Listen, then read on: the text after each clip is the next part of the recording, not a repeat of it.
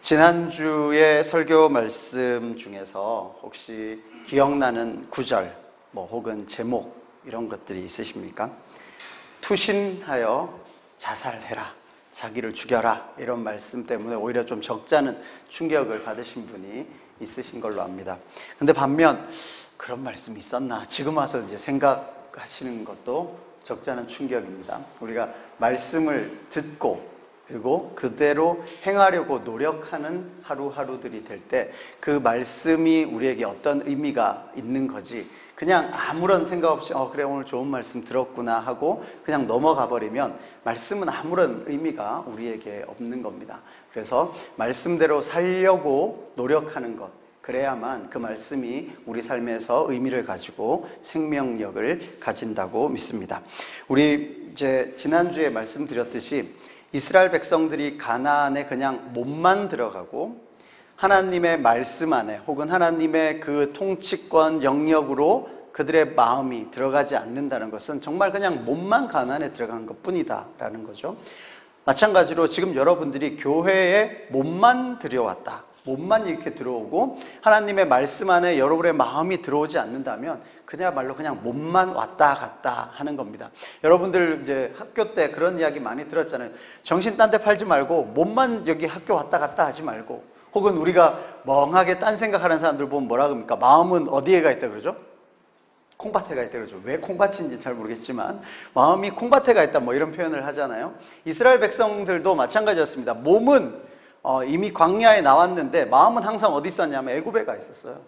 또 몸이 가나안에 들어왔는데 여전히 마음은 광야 때 그때가 좋았다, 아니면 애굽이 그때가 좋았다, 혹은 그들의 얼굴과 그들의 소속은 이스라엘 백성임에도 불구하고 그들의 마음은 어디가 있었냐면 가나안 백성들 안에 가버렸다는 거죠. 그들의 몸과 마음이, 그들의 순종하는 자세가 어디에 있었어야 했냐면 하나님의 말씀 안에 있었어야 한다는 겁니다. 그것은 오늘 우리에게도 동일합니다. 우리의 몸이 이제 교회라는 건물 안에 들어왔습니다. 그리고 예배라는 시간과 이 공간 안에 우리가 들어왔습니다. 그렇다면 우리의 마음, 우리의 영혼, 우리의 힘, 우리의 모든 것을 그 하나님의 말씀 안에 우리가 들어오기를 원하고, 그래야 하나님 말씀을 순종하는 하나님의 주권 안에 우리가 들어오기를 원합니다. 그래야만 그것이 하나님의 백성, 하나님의 소유, 거룩한 삶이 될 것입니다. 오늘 우리가 계속적으로 신명기 8장을 읽어가고 있는데요. 아마 우리 신명기 강해 중에 오늘 본문이 가장 길 겁니다. 1절부터 20절까지 제일 긴 구절을 하고 있는데요. 그래서 다른 성경 구절을 찾지 않고 최대한 본문 안에서만 말씀을 나누려고 합니다. 시험 범위나 진도가 있는 것도 아닌데 막 이렇게 빨리 나가면 괜히 막 우리는 좋은 그런 거 있잖아요. 빨리 끝나겠구나 이런 거 있죠. 근데 이제 8장 한 장 이렇게 8장에 일단 집중을 하고, 그리고 이때까지 좀 성경을 찾는데 힘드셨던 분은 오늘 좀 마음 편안하게 8장 안에서만 하니까 편안한 마음으로 말씀을 함께 나눴으면 좋겠습니다. 좀 욕심이어서 가장 적확한 말씀을 찾아서 함께 나누려고 했었고요. 오늘은 이제 이 본문에 집중하는 것이 더 필요할 것 같아서 좀 본문이 길지만 8장을 함께 살펴보도록 하겠습니다. 먼저 2절입니다. 2절을 보시면 내 하나님 여호와께서 이 40년 동안 내게 광야 길을 걷게 하신 것을 기억해라 라고 합니다. 하나님이 이 광야 길을 걷게 하신 것, 다시 말해 가나안에 바로 들이지 못하신 이유가 쉽게 말해 그냥 손님 맞을 준비가 덜 돼서, 아직 가나안이 시간이 덜 돼가지고 그들을 못 받아들이신 것이 아니라는 것을 우리 충분히 알고 있습니다. 12명의 정탐꾼을 보냈다가 그 10명의 정탐꾼이 제대로 정탐하지 못한 악평을 듣고 가나안에 들어가기를 거부했었던 그때 이스라엘 1세대가 되겠죠. 그리고 나서 그 40일의 정탐 기간을 환산해서 40년의 광야 생활을 살게 하셨습니다. 그냥 이것만 놓고 보면 그렇죠. 아니 무슨 사채이자 받는 것도 아니고, 그죠? 40일 정탐 잘못됐으면 한 40일 광야 생활 더 하거나 아니면 길면 4달 정도 했으면 모르겠는데 40일을 40년이나 하는 건 너무 가혹한 거 아닌가? 저도 그런 생각을 참 오랫동안 많이 했었습니다. 근데 한편 또 이런 생각이 들더라고요. 만약에 40년이라는 시간을 주시지 않으셨다면 출애굽 1세대들은 가나안에 들어가지 못할 거라고 말씀하셨습니다. 그리고 만약에 4년 뒤에 가나안에 들어간다고 하면 출애굽 1세대들은 4년 안에 다 죽어야 돼요. 그렇죠? 그러니까 40년의 시간을 주신 것은 출애굽 1세대들도 우리가 흔히 표현하는 천수를 다 누리고 입이 10개라도 할 말이 없을 만큼의 시간을 그들이 광야에서 살아갈 수 있었던 겁니다. 또한 동시에 만약에 40일의 기간만큼만 다시 한번 기회를 준 뒤에 이제 출애굽 2세들한테 물어봐요. 20살 밑에 애들한테. 야, 너네 부모님 이러이러해서 너네 부모님은 가나안에 못 들어가자. 너네한테 다시 질문한다. 너네 어떡할래? 이거는 거의 협박이죠. 이건 거의 협박이란 말입니다. 그리고 준비가 안 됐어요. 출애굽 2세대들은.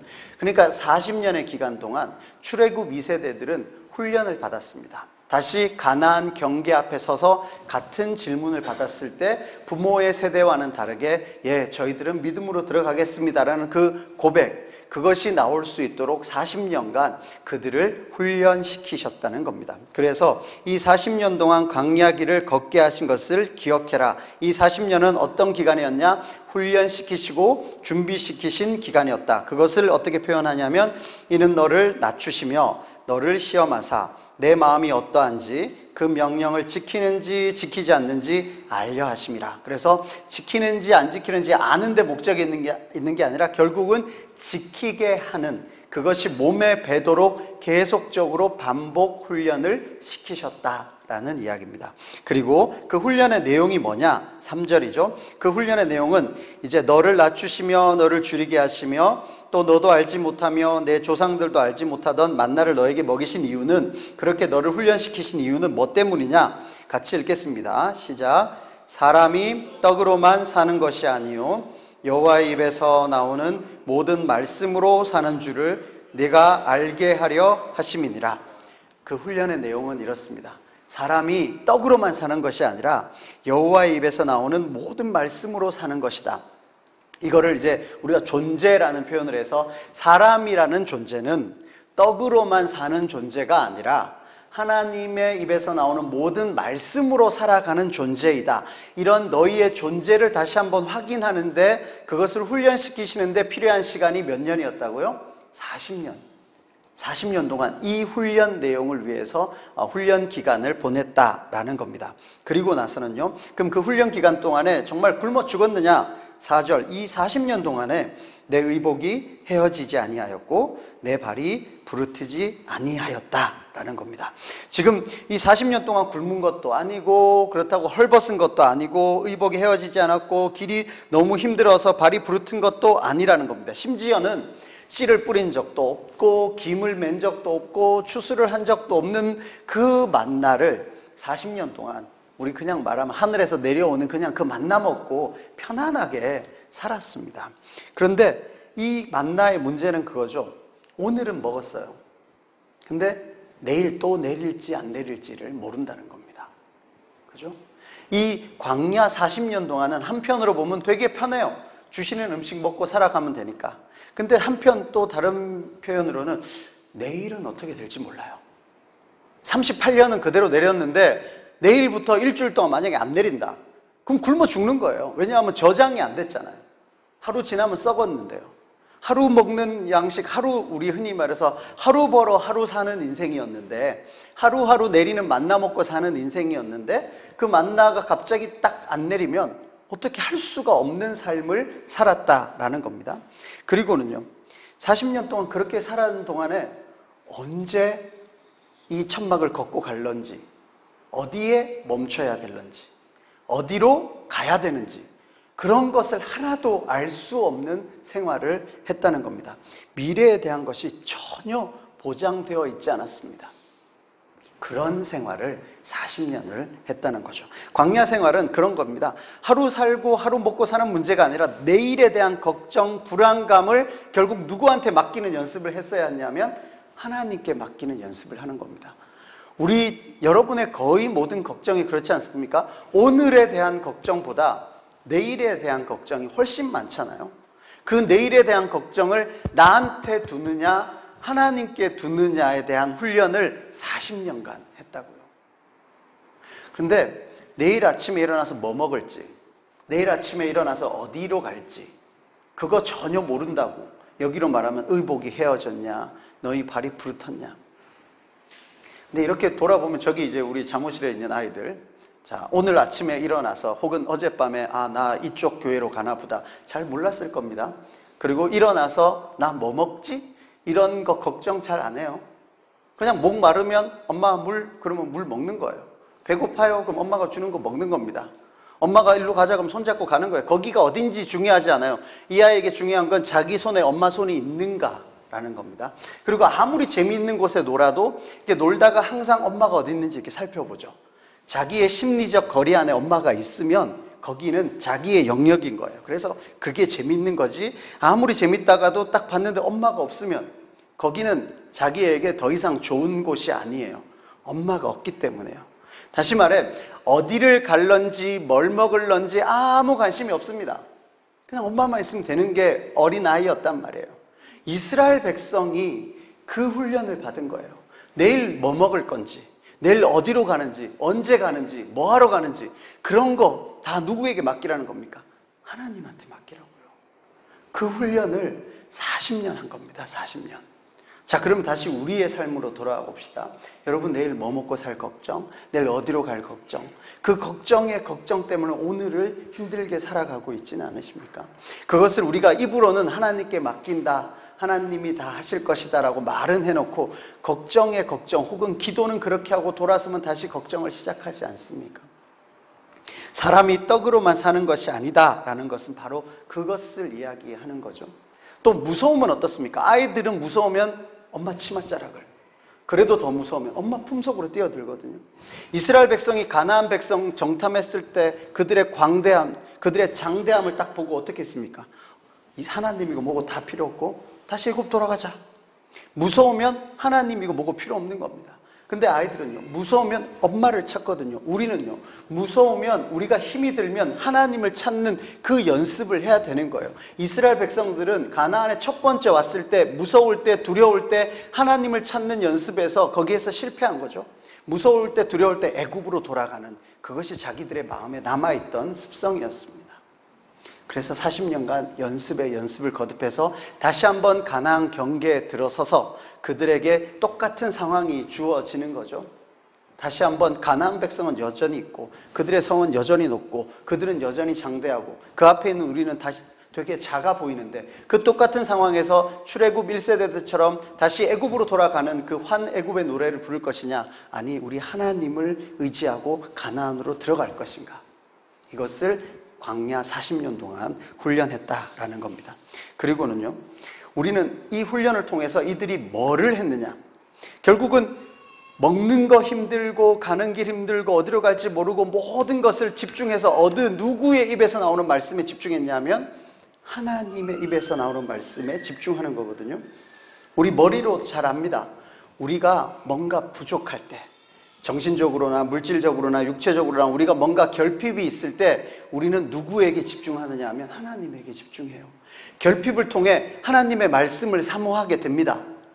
다시 여기 써놨죠. 결핍을 통해 찾은 말씀. 말씀을 더 가까이 하려면, 뭔가 부족하면 우리는 기도도 더 열심히 하고 말씀이 더 달게 느껴진다는 겁니다.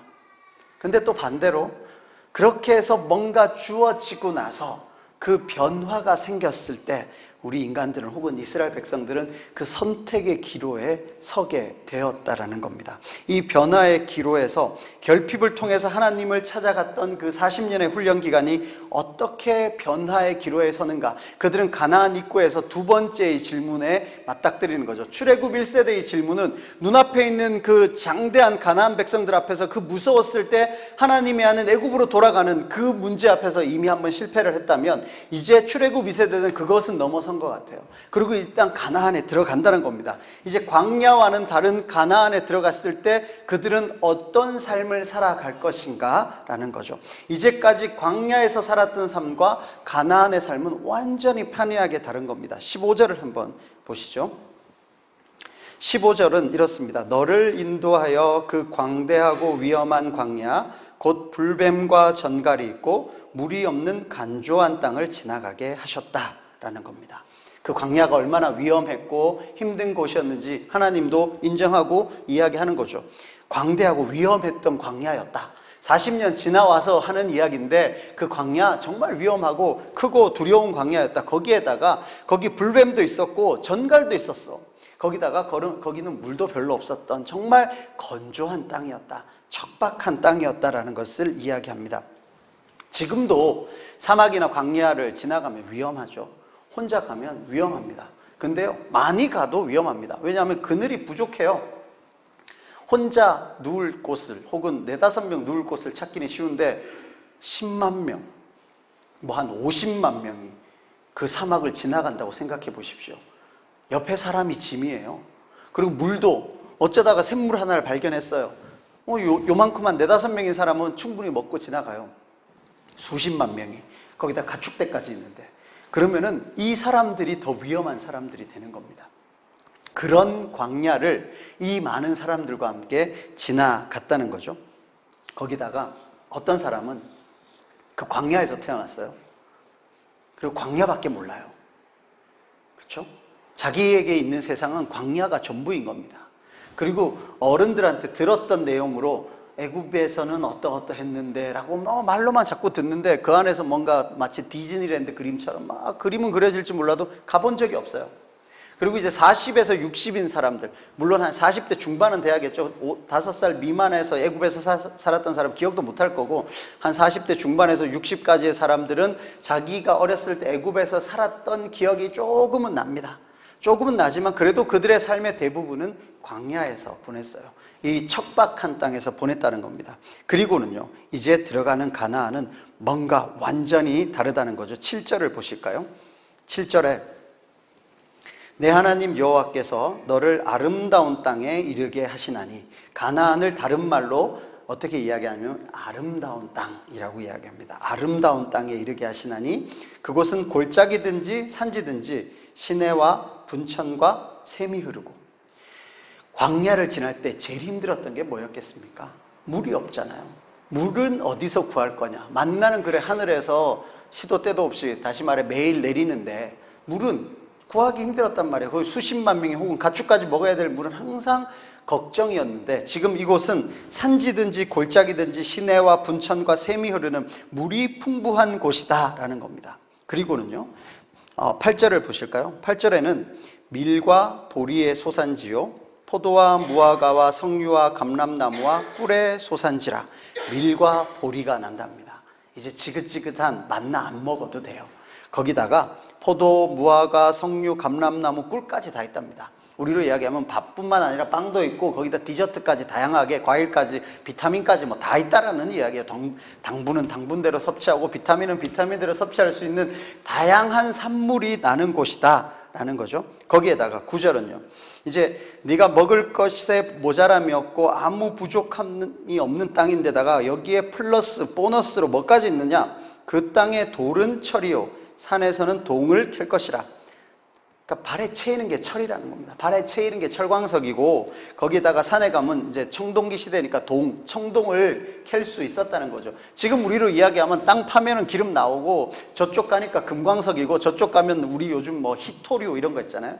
온갖 다양한 히토류가 있는 산. 그러니까 이곳 저곳이 다 광물 자원까지 풍부한 곳이다. 지금 우리로 이야기하면 이렇습니다. 너 가는 그 땅은 물 부족 국가가 아니야. 물이 풍부해. 거기에다가 밀과 보리, 먹을 거 곡물이 많아. 그리고 나서 과일도 풍성하고 꿀까지 있고, 거기다가 철도 있고 동도 있고, 지금으로 말하면 금도 있고 기름도 있고, 모든 것이 완비되어 있는 그런 땅에 들어갈 거다라는 겁니다. 그야말로 종합 선물 세트 같은 곳이죠. 그래서 10절에 이렇게 됩니다. 네가 먹어서 배부르고 내 하나님 여호와께서 옥토를 내게 주셨으므로 말미암아 그를 찬송하리라. 이제 완전히 40년의 광야 생활을 가는 다른 이 가나안 땅에 들어가면 너네 먹고 배부르고 눈앞에 진귀한 것들을 많이 보고 나서 너네들은 하나님을 찬송하게 될 거다라는 이야기입니다. 이렇게 해서 끝이 나면 우리로 말하면 해피엔딩이죠. 이렇게 해서 가나안에서 찬송하면서 살아가면 참 좋은데요, 11절 우리가 읽었던 11절 이하부터 분위기가 사뭇 달라집니다. 내가 오늘 너에게 명하는 여호와의 명령과 법도와 규례를 지키지 아니하고 내 하나님 여호와를 잊어버리지 않도록 삼갈지어다. 뭔가 이제 분위기가 조금 바뀌었잖아요. 그 위에는 찬송하리라 라고 했는데 너네 이제 뭐뭐 하지 않도록 삼가라 라고 합니다.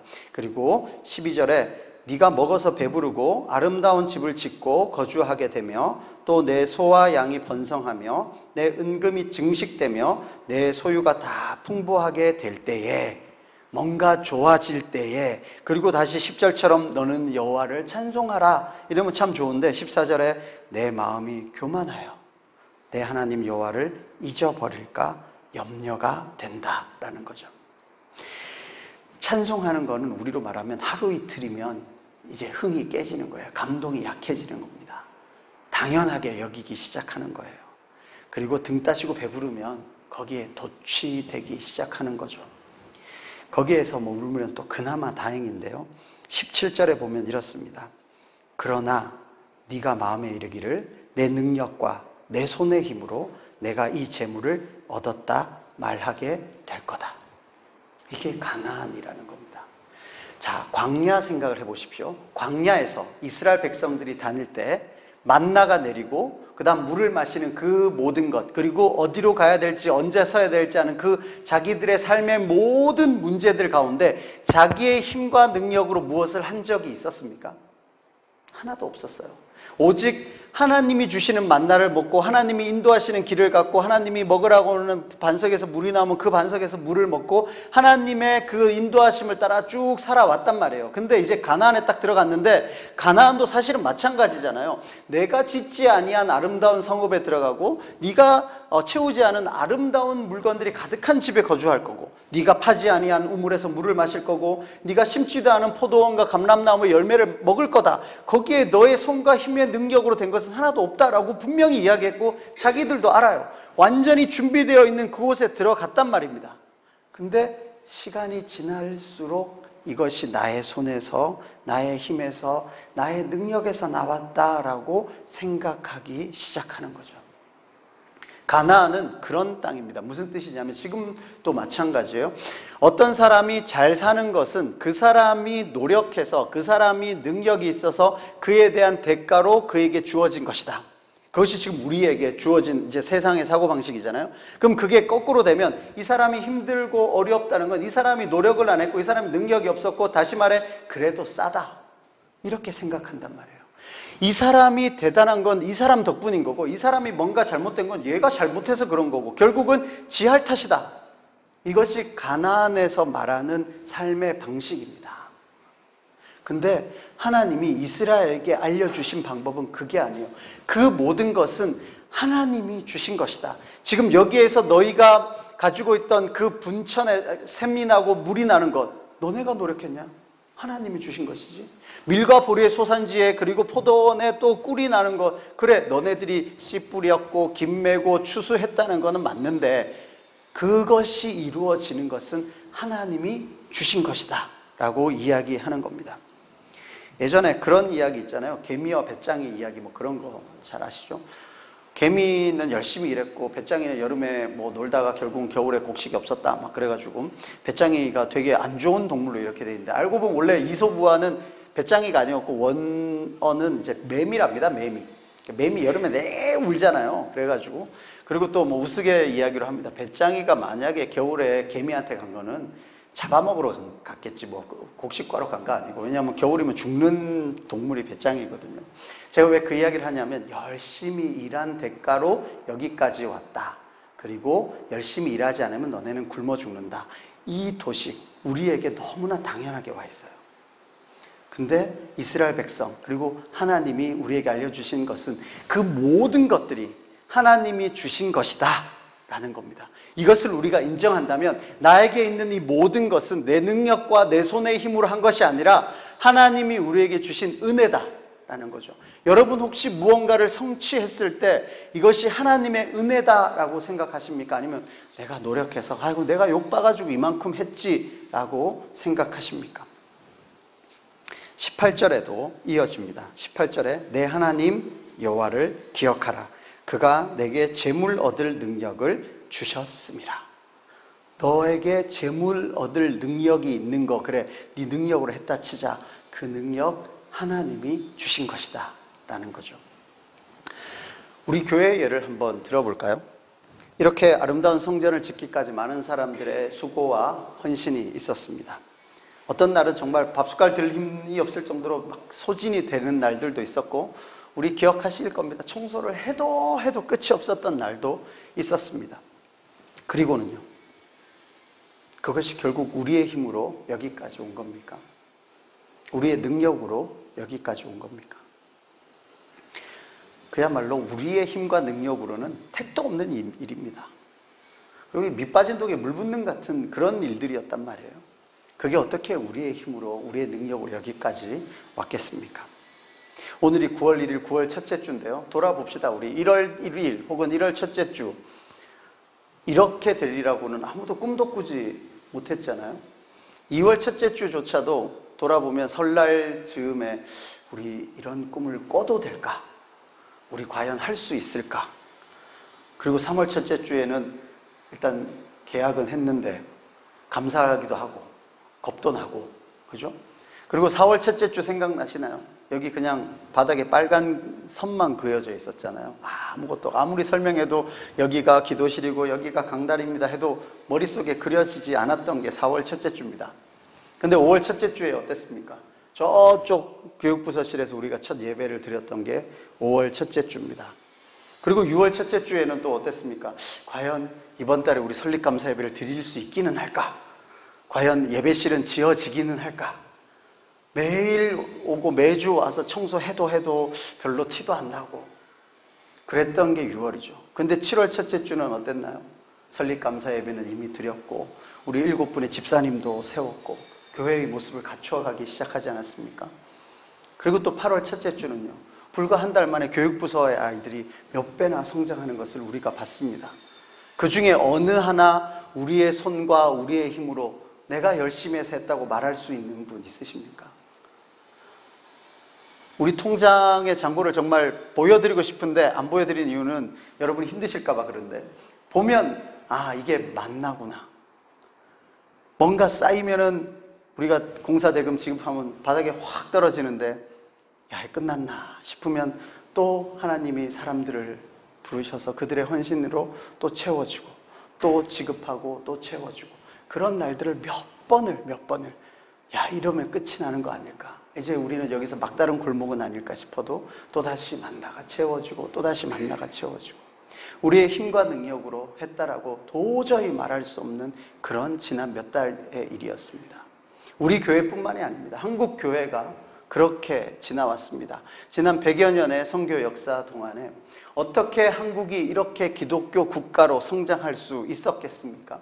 우리의 노력으로, 우리가 전도를 열심히 해서 우리가 예배당을 잘 지어서 그렇지 않잖아요. 우리의 손과 힘으로 그렇게 할 수 없었습니다. 이 대한민국이 지금 여기까지 온 것 우리의 힘과 능력으로 됐다고요? 아니요, 그렇지 않잖아요. 그럼 여러분 한 명 한 명의 삶을 돌아보십시오. 여러분이 지금 여기에 있는 것이 여러분이 열심히 일해서 내 손의 힘과 내 능력으로 여기까지 왔다라고 말씀하실 수 있는 분이 있으십니까? 그런데 이스라엘은 이 가나안에 들어가면서 변질되기 시작할 거라는 겁니다. 아니, 역사를 통해서 보니까 그들은 변질이 되었습니다. 그들을 변질시킨 것은, 이제 제가 거기에 제목을 적어 놓긴 했습니다. 물질주의라고 써놨잖아요. 먹어서 이제 배부르기 시작하고 아름다운 집을 짓고 소유가 다 풍부하게 되니까 물질 때문에, 이 물질주의 때문에, 물질주의라는 건 물질이 잘못됐다는 뜻이 아니라 이 물질에 현혹돼서 이게 전부인 것처럼 살아가는 그 물질주의 때문에 다른 길로 가기 시작한 겁니다. 그리고는요, 내 마음이 교만하여 내 하나님 여호와를 잊어버릴까 염려하다. 망각이 그냥 내바뀌어 버렸다는 거죠. 나 원래 기억력이 좀 안 좋아, 나 원래 잘 잊어버려, 그냥 그러고 넘어가 버린다는 겁니다. 그렇게 살지 말라고 신명기 6장에 그렇게 말씀하지 않았습니까? 내 손목에 메고 내 미간에 표를 삼고 앉아서든지 서서든지 일어서든지 앉아서든지 누웠을 때든지 계속적으로 귀에 못이 박히도록 말하고 잊어버리지 않도록 노력하라고 계속 말씀하셨잖아요. 그런데 저는 원래 좀 잘 잊어버려요. 이렇게 망각에 내바뀌어 드리면 안 된다라는 겁니다. 그리고는요, 교만해졌잖아요. 이거 내가 한 거다, 이거 내가 한 거다라고 생각하는 그 교만이 시작됨과 동시에 그들은 결국 19절 우상 숭배의 길로 가는 겁니다. 네가 만일 내 하나님 여호와를 잊어버리고 다른 신들을 따라 그들을 섬기며 그들에게 절하면 내가 너에게 증거하노니 너희가 반드시 멸망할 것이라. 이것을 그냥 요것만 딱 떼어놓고 이야기하면 하나님 다른 사람 다른 신 섬기기만 하면 되게 화내신다 이렇게 생각할 수도 있겠습니다만, 이것은 그들의 소유와 그들의 존재 자체가 완전히 바뀌는 겁니다. 떡으로만 사는 존재가 아니라 하나님의 말씀으로 사는 존재라는 것을 그렇게 말씀하셨는데, 그것이 아니라 떡으로만 사는 존재로 살아가는 거고, 자기에게 떡을 주는 그 우상에게 자기를 배불려 주기만 한다면 그들에게 넙죽넙죽 절하는 그런 존재가 되어버렸기 때문에 그들은 멸망하게 될 거라는 겁니다. 그리고는요 20절입니다. 여호와께서 너희 앞에서 멸망시키신 민족들 같이 너희도 멸망할 거다. 그리고 이는 너희가 너희 하나님 여호와의 소리를 청종하지 않았기 때문이다. 결국은 순종하지 않는, 여호와의 말씀을 듣지 않는 것까지 가게 되는 겁니다. 시작은 단순했습니다. 먹고 배불러서 좋다, 이때까지 힘들고 어려웠는데 이제 먹고 살만해졌으니까 좋구나. 그리고는 이제 하루 이틀 예전 이야기들을 잊어버리기 시작한 겁니다. 자기 고생할 때 이야기를 잊어버리기 시작하는 겁니다. 그리고는요 이거 다 내가 한 거야. 하나님을 잊어버리고 교만해지기 시작하는 거죠. 그리고 내가 한 거고 이것을 더 많이 얻기 위해서 더 많이 주는 존재를 따라갑니다. 그래서 우상을 섬기게 되는 거죠. 그리고는요 더 이상은 여호와의 말씀을 듣지 않는 존재로 가는 겁니다. 처음에 떡으로 시작했는데 그 떡이 더 많아지는 거에서 결국 마지막은 하나님의 말씀을 듣지 않는 존재로까지 가버리는 겁니다. 이것은 우리의 삶에서도 충분하잖아요. 풍요, 이렇게 먹고 살기 편해가지고 물질주의로 갔고, 또 하나님 잊어버리고 자기의 교만으로 갔고, 그리고 이것이 능력을 따라 우리에게 힘주는 사람을 우상으로 섬기는 그 이야기, 수십 명, 수백 명, 수천 명의 예를 들 수 있습니다. 아니 수백 년, 수천 년간의 역사에서 인간들은 이 문제에서 판판이 졌습니다. 이것을 다르게 했던 유일한 하나의 대답은 사람은 떡으로 사는 존재가 아니다. 광야에서 예수님이 마귀에게 하셨던 그 대답 하나였죠. 이 돌을 가지고 떡 만들어 봐라. 그랬을 때 떡을 얼마나 빨리 만드냐, 아니면 떡을 얼마나 많이 만드냐, 이것으로 우리는 싸우면 이기는 줄 알았습니다. 더 많이, 더 빠르게, 더 화려하게, 더 크게 해서 압도하면 이기는 건 줄 알았습니다. 그런데 싸움은 그런 싸움이 아니었던 거죠. 돌을 가지고 떡을 만드는 싸움이 아니라, 떡으로 사는 존재가 아니라 하나님의 말씀으로 사는 존재, 존재의 의미를 다시 깨닫는 것이 우리의 싸움의 본질이었다라는 거죠. 그렇다면 지금 여러분들은 떡을 만드는 데 힘을 쓰면서 살아가고 계십니까? 떡을 더 많이, 더 화려하게, 더 많이 거기에 우리의 힘을 다 드리고 계십니까? 아니면 아니야, 우린 떡으로 사는 존재가 아니야, 우리는 말씀으로 살아가는 존재야, 여호와의 말씀대로 살아가는 존재다라는 것을, 우리의 존재를 바꾸기 위해, 우리가 그 삶의 방식을 바꾸기 위해 노력하고 계십니까? 이 승리의 삶은 이 이스라엘의 실패를 뒤집어서 보면 됩니다. 처음에 물질주의라고 했지 않습니까? 그래, 썩어나가는 한이 있어도 막 가지는 것, 그게 미덕이 아닌 거예요. 우리에게 필요한 것만 두고 다 흘려보내는 것, 이것이 물질주의를 이기는 방법입니다. 더 많이 가져서 아예 그냥 게임도 안 되게 만들어 보여야지, 이게 이기는 게 아니고, 나 이거 필요한 것만 있으면 돼. 여기 신명기로 말하면 발이 부르트지 않고 의복이 헤어지지 않고 굶어 죽지 않을 정도면 된다. 우리는 물질주의를 이기는 방법은 이겁니다. 우리에게 필요한 것 주께서 주실 것이고 그 외의 것은 함께 나누며 살아가면 된다. 이것은 물질주의를 이기는 방법이 될 것입니다. 그리고는요, 잊지 않으려고 노력을 하는 거죠. 손목에다 메고 미간에다 메고 앉았을 때든지 일었을 때든지 문설주에 바깥문에 기록하면서 우리 아이들이 앉았을 때든지 잘 때든지 일어날 때든지 계속적으로 이야기해서 내가 말하는 나도 잊어버리지 않고 듣는 사람도 잊어버리지 않고 이 모든 것이 여호와 하나님으로부터 왔다는 것을 잊지 않으려는 노력을 해야 될 것입니다. 그리고는요, 내가 했다, 내 능력이다, 내 힘이다 라는 이 교만한 생각이 싹 트지 않도록 모든 것이 하나님의 은혜다, 하나님이 주신 것이다 라는 것을 계속적으로 되뇌이는 겁니다. 내가 하는 거 아니다, 나의 힘이 아니다. 그리고는요, 이 모든 것, 떡을 만들어주는 존재, 우상 따라 어디든 나를 더 힘있게 해주는 존재를 따라가는 것이 아니라 오직 여호와의 말씀대로 살아가기 위해 그 말씀 앞에 자기를 복종시키기 위해 노력한다면 처음에 10절에서 말했듯이 이 아름다운 땅이 주어졌을 때 너는 그것으로 인하여 찬양할 것이다. 근데 만약에 너희들이 이 아름다운 땅에서 현혹되어 버리면 너희는 여기서 멸망하게 될 거다. 이렇게 말씀드리면 이제 자주 듣는 게 그렇죠. 뭐 목사님이야, 뭐 목사님이라서 그렇고 우리는 또 그렇지 않습니다. 아니면 목사님이야, 그냥 교회 안에서 있으니까 좀 편하고 회사는 그렇지 않습니다. 예, 그럼 교회 안에서 사는 게 더 쉽고 회사에서 사는 게 더 어려우면 뭐 죄송합니다. 목사 하실래요? 여기가 더 쉬울 것 같습니까? 혹은요, 그래 목사가 대표로 살고 여러분 안 살 거면 그럼 이스라엘 이 신명기 필요 없고 모세 하나 잘 살면 되는 겁니다. 너 모세 잘해라, 모세 잘해라. 너 잘해야 이스라엘이 잘 된다. 마치 국가대표에서 누가 금메달 따면 우리 전체가 금메달 따는 것처럼, 그래 한 사람 열심히 해가지고 선수촌 넣어가지고 열심히 훈련시켜서 그 사람만 잘하면 되고 모세만 잘하면 되고 목사만 잘하면 될 거면 신명기가 필요가 없는 거예요. 이스라엘 전체에게, 그리고 중요한 말씀이 있을 때마다 너 2인칭 복수가 아니라 2인칭 단수로 이야기하잖아요. 너는 어떻게 해라, 너는 어떻게 해라. 불특정 다수에 매몰돼서 뭐라고 하지 말고 너 한 사람 하나님 앞에 어떻게 살아라 라고 계속적으로 이야기하고 있지 않았습니까?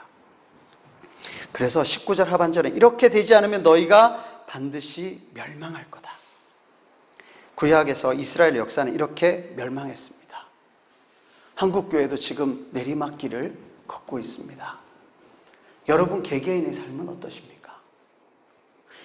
너무나 뻔한 정말 도식처럼 되어 있지 않나요? 힘들 때 하나님 말씀 찾다가 변화의 기로에 서서 찬송할 것인가 잊어버릴 것인가. 그래서 가나안 땅과 같은 풍요에 들어갔을 때 그 풍요에서 모든 것 잊어버리고 결국은 멸망의 길로 갈 것인가, 아니면 그 풍요가 하나님으로부터 온 것을 기억하며 찬송하며 살아갈 것인가. 말씀을 정리하도록 하겠습니다. 세상은 이렇게 말합니다. 지금 가나안처럼 네 손으로 내 힘과 능력으로 된 거다. 등 따시고 배부르고 더 많이 가지면 된다. 그리고 그렇게 살지 않으면 너네 멸망한다. 다시 말해 하나님 말씀대로 살아가면 너네 멸망한다. 너네 죽는다. 이 세상에서 도태된다 이야기합니다. 하나님은 반대로 이야기하시죠. 너네 그렇게 살면 너네 멸망한다. 그것은 죽음의 길이다. 신약으로 이야기하면 그쪽으로 가면 넓고 많은 사람이 가지만 결국은 죽음에 이르는 길이고, 이쪽은 좁고 험하고 오는 사람은 적지만 결국은 생명의 길이다 라고 이야기합니다. 사람이 떡으로만 살아간다라는 그 존재로 살아간다면 그것은 멸망의 길이고, 여호와의 입에서 나오는 말씀으로 살아간다, 이것은 생명의 길이라는 겁니다. 여러분은 멸망의 길로 가시겠습니까? 생명의 길로 가시겠습니까? 나는 좀 다를 거야. 저는 양쪽에서 어떻게든 한번 해볼게요. 예, 그렇게 해서 실패한 수천, 수백만, 수천만 명의 사람이 우리에게 충분히 예로 있습니다. 수백 년간, 수천 년간 그런 예는 무수히 많습니다. 여러분의 삶으로 그런 예에 다시 하나를 더 보태시겠습니까? 아니면 사람은 떡으로 사는 존재가 아니야.